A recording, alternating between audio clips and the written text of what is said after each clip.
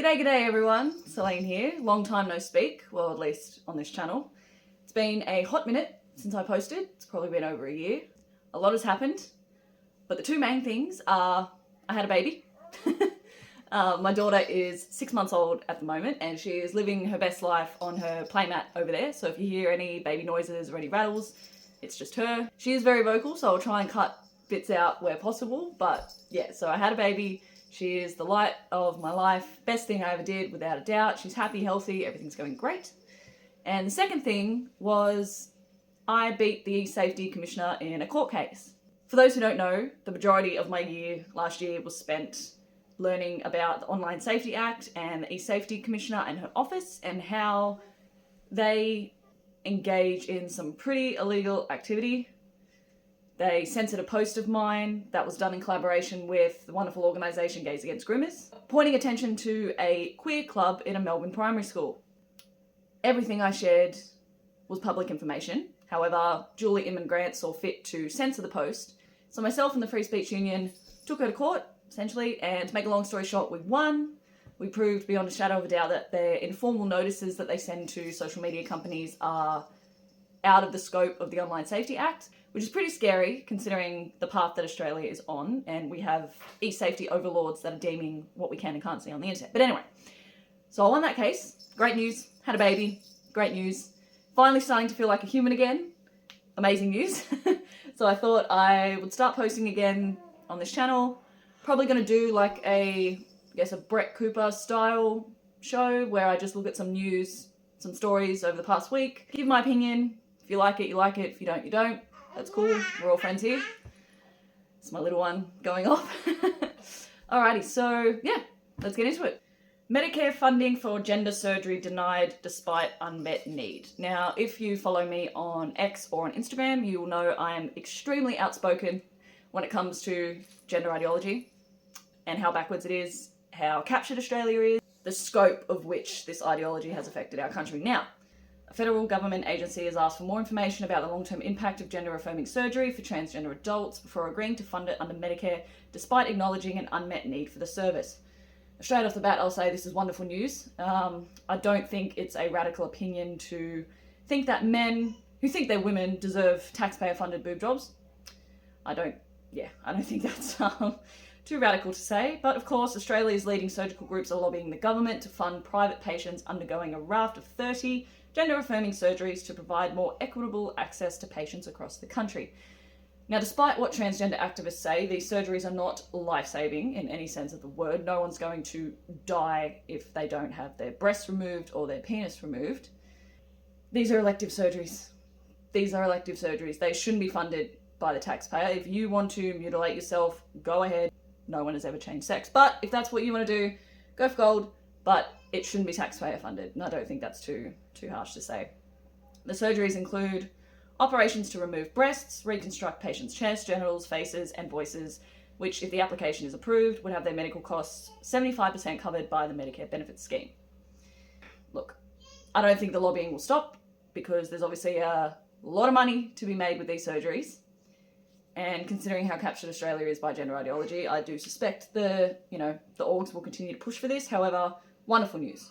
Wonderful news for now. Up next, we've got this article here. African and Islander gangs fight with machetes at Melbourne shopping centre. So just your average day in Melbourne then. My God, it feels like I'm seeing one of these articles every day. The knife crime in this country is out of control. 4 teenagers have been charged over an alleged brawl involving machete-wielding African and Pacific Islander groups at a Melbourne shopping centre where another teen was attacked by 6 males with machetes 2 days later. On Thursday, 2 rival groups of males allegedly armed with machetes and swords fought inside a JD Sports, of course, at a Pacific Werribee in Hoppers Crossing, and 2 wounded teenagers aged 14 and 16 later took themselves to hospital for treatment. Then on Saturday, a 14-year-old boy was allegedly attacked by 6 males wielding machetes inside the shopping centre at about 4:40 p.m. and was taken to hospital with non-life-threatening injuries. A witness told Wyndham TV they saw huge machetes being used in the alleged attack, which involved about a dozen teens of African and Islander appearance and left blood throughout the store and inside a Kmart. Charming. I did see a story similar to this the other day about stabbing or shooting or something in Mount Druitt, Westfield, so this isn't isolated to Victoria. As I said, the knife crime in this country is off the charts. I wonder why. I don't know if it has anything to do with the high levels of immigration that we have of people that come from... Anyway, won't get too far into that. Speaking of immigration, I think this is the perfect time to talk about the March for Australia. I'm sure you've all seen by now this march is allegedly taking place on the 31st of August. And the shenanigans around this event have been wild. I'm a stay-at-home mum, so I scroll through the internet quite regularly, and I've been following along with all the drama. And oh my goodness, it is so hard to keep up. So I think from what I've read and what I've seen, it started as a bloke on TikTok who only had a couple thousand followers, like it wasn't like a big account or anything, got a bit pissed off after seeing the pro-Palestinian Harbour Bridge march, which, I mean, fair. There were literal terrorist flags being flown across our harbour bridge, so, you know, people can get the shits, that's fine. So he made a video saying, you know, we need to march for Australia, we need to march to preserve our culture, our values, our heritage, yada yada yada, and he just picked August 31st. Then that blew up.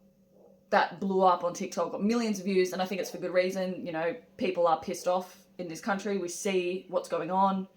I didn't vote Labor, but for those who did vote Labor, you know, one of their big promises was to reduce immigration, and it's not happening. So, you know, tensions are rising in regards to immigration. So I think this is a wonderful idea. However, the drama around it has been insane. Now, as far as I can tell, because they have a website for it, this is the website here, March for Australia. And it says here, Australia's future is in our hands, and then it shows, I believe this fella was at the Harbour Bridge protest, and he's burning the Australian flag, which isn't great. We don't like that. Yes, free speech and all that, but come on, like... So for years, Australia's unity and shared values have been eroded by policies and movements that divide us. Our streets have seen growing displays of anti-Australian hatred, foreign conflicts, and disintegrating trust, while mass migration has torn at the bonds that held our communities together. This march is a stand for the people, culture, and nation that built Australia and for our right to decide its future. Great. No worries there at all. So they have, obviously, the planned events.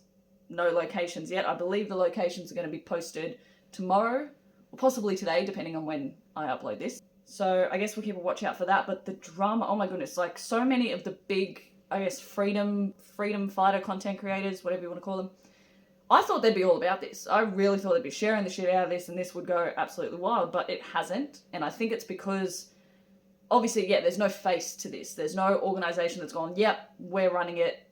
It looks to me can be completely grassroots. When you go on the March for Australia Facebook page, it says this.